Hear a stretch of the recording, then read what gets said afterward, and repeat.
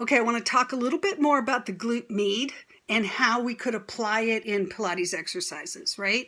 So just have a seat on the floor and imagine spine stretch, right? And that you're actually holding your pelvis separate from your spine with its own muscles, right? In a way that allows the SI joint maybe to not feel so much tension, and maybe the whole spine from your skull to your tailbone feels a little less kind of congested or held back like this. So you've got a forward, almost imagine the ilium kind of like a trumpet going this way, right? And those glute meds holding you quite vertically.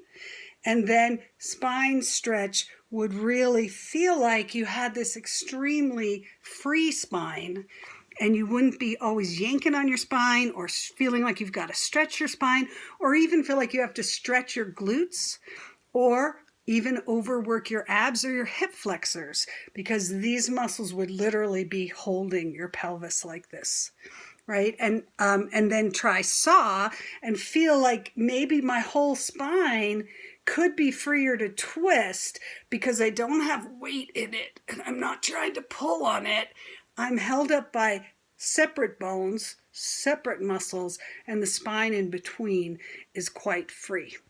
And then the ideal is, how do we do that upside down so that as you roll over or roll over in jackknife or corkscrew or something like that, overhead, short spine, you're actually holding your pelvis up and not letting your pelvis fall on you in a way that crushes your spine.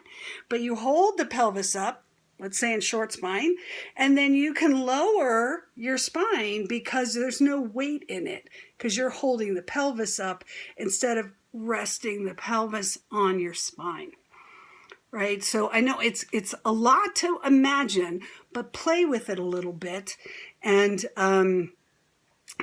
all kinds of different exercises. Today, when we worked on it, suddenly tendon stretch was doable, right? Because you knew where to hold the majority of your weight, and then the spine is freer and the abs can do work having more to do with the spine and less to do with the pelvis. All right, so we'll keep exploring this one because this is a biggie.